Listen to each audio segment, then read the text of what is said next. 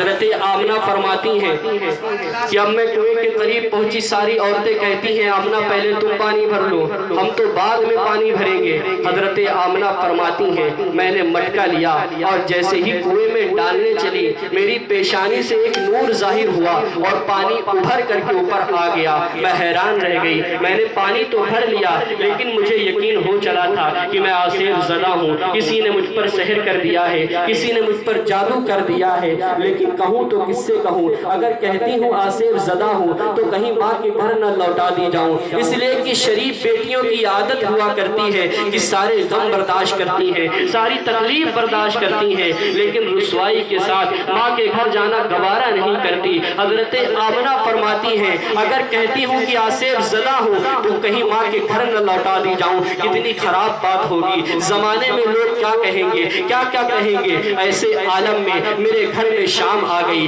کل کی شام تو میں نے چراغ جلا کر کے اپنے گھر کو روشن کیا تھا، لیکن آج کی شام بڑی عجیب شام تھی۔ آج میرے گھر میں چراغ جلائے بغیر ہی اجالا تھا۔ حضرت آمنہ فرماتی ہیں میں تھک ہار کر کے پریشان ہو کر کے لیٹ گئی تو اتنے میں میری آنکھ لگ گئی۔ میں نے خواب میں کیا دیکھا کہ ایک نورانی چہرے والے آئے ہیں جن کا چہرہ حضرت عبد المطلب کے مشابہ ہے۔ وہ آ کر کے کہتے ہیں اے آمنہ پریشان نہ ہو، اے آمنہ گھبراؤ نہیں۔ تو حضرت آمنہ فرماتی ہیں میں نے کہا آپ کون ہیں جو غیب کی باتیں بتاتے ہیں، آپ کون ہیں؟ تو وہ کہتے ہیں کہ میں ابراہیم ہوں، اللہ کا خلیل ہوں۔ اے آمنہ پریشان نہ ہو، غم نہ کرو، تم ماں بننے والی ہو، تمہاری گود میں عظمت والا آنے والا ہے، تمہاری گود میں برکت والا آنے والا ہے، تمہاری گود میں وہ نبیوں کا امام آنے والا ہے، تمہارے گود میں وہ آنے والا ہے جس کے صدقے میں اللہ تبارک و تعالیٰ نے چاند کو پیدا فرمایا، جس کے صدقے میں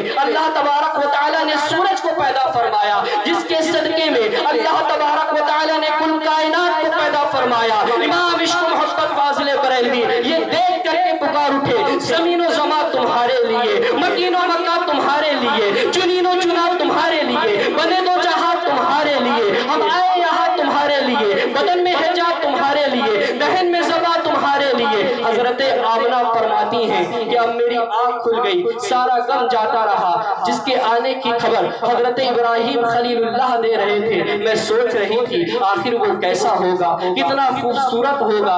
ابھی میرے بچے کو میرے شکم میں 4 ہی مہینے گزرے تھے کہ ان کے والد کا وصال ہو گیا۔ غم تو بہت تھا۔ حضرت آمنہ راتوں کو رویا کرتی تھی، آنکھوں سے اشک جاری رہتے تھے، اپنے شوہر کی یاد میں وہ روتی تھی اور اللہ رب العزت کی بارگاہ میں دعا کرتی تھی کہ یا اللہ عبداللہ کی امانت میرے شکم میں پروان چڑھ رہی ہے اور تو نے میرے سہارے کو اٹھا لیا، تو نے میرے شوہر کو اٹھا لیا۔ حضرت عبد المطلب ایک دن خانہ کعبہ کا طواف کرنے کے لیے گئے تو کچھ لوگ وہاں پر بیٹھے تھے جو آپس میں باتیں کر رہے تھے۔ جیسے ہی حضرت عبد المطلب کو دیکھتے ہیں تو کہتے ہیں اے عبد المطلب اگر جان کی امان ہو تو ہم آپ سے ایک سوال کر سکتے ہیں؟ تو حضرت عبد المطلب کہتے ہیں بتاؤ کیا بات ہے؟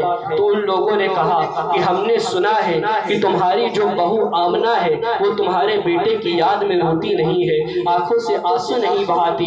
تو حضرت عبد المطلب کہتے ہیں یہ تم سے کس نے کہا ہے؟ تو وہ لوگ کہتے ہیں ہماری گھر کی عورتوں نے یہ بتایا ہے کہ وہ یاد میں روتی نہیں ہے، آنسو نہیں بہاتی ہیں۔ حضرت عبد المطلب نے یہ سنا، سننے کے بعد گھر آئے اور آ کر کے اپنی بیوی سے کہتے ہیں، فاطمہ سے کہتے ہیں آپ کی بیوی کا نام فاطمہ ہے، اپنی بیوی سے کہتے ہیں کہ آج تک مکہ والوں کے اندر اتنی جرت نہ ہوئی تھی، اتنی ہمت نہ ہوئی تھی کہ وہ مجھ سے بات کر لیں، اور آج آمنہ کی وجہ سے مجھے باتیں سننی پڑ گئی ہے۔ تو فاطمہ کہتی ہیں آخر بات کیا ہے، کیا ہوا ہے؟ تو فرماتی ہیں میں راستے سے گزر رہا تھا تو لوگوں نے کہا کہ تمہاری بہو بیٹے کی یاد میں روتی نہیں ہے، آنسو نہیں بہاتی، جاؤ جا کر کے ان سے پوچھو آخر روتی کیوں نہیں ہے، آنکھوں سے آنسو کیوں نہیں بہاتی؟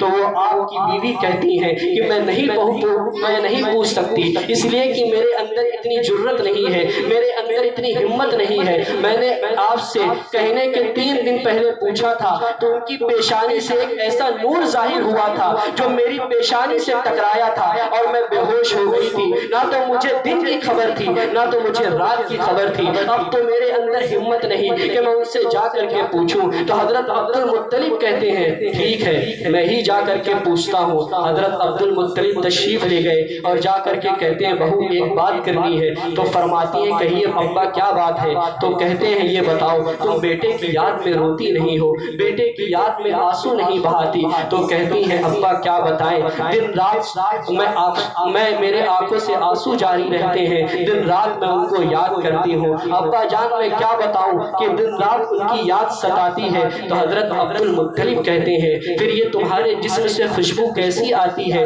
تو فرماتی ہیں ابا جان صرف اتنا ہی نہیں، یہ خوشبو تو دور کی بات ہے، جب میں کنویں پر پہلے پانی بھرنے جاتی تھی تو کوئی بھی عورت مجھے قریب نہ آنے دیتی تھی، لیکن آج ساری عورتیں پیچھے ہٹتی ہیں۔ اور ابا جان صرف اتنا ہی نہیں، وہ عورتیں مجھ سے کہتی ہیں اے آمنہ تم یہیں پر کھڑی رہنا، اس لیے کہ تم یہاں سے چلی جاتی ہو تو پانی نیچے چلا جاتا ہے، ڈول ڈال کر کے ہمیں محنت کرنی پڑتی ہے، پانی باہر لانا پڑتا ہے، جب تک تم یہاں پر رہتی ہو تو پانی اوپر رہتا ہے، ہمیں محنت نہیں کرنی پڑتی۔ پھر فرماتی ابا جان صرف اتنا ہی نہیں، میں جدھر سے گزرتی ہوں اگر پتھر ہوتا ہے تو وہ سلام کرتا ہے، اگر پیڑ ہوتا ہے تو وہ میری طرف جھکا چلا آتا ہے، اگر جانور ہوتے ہیں تو وہ میری زیارت کے لیے باہر نکل آتے ہیں۔ اور ابا جان صرف اتنا ہی نہیں، میں جدھر سے گزرتی ہوں گلیاں مہکتی چلی جاتی ہیں۔ امام عشق و محبت فاضل بریلوی اپنا قلم اٹھاتے ہیں اور فرماتے ہیں ان کی مہک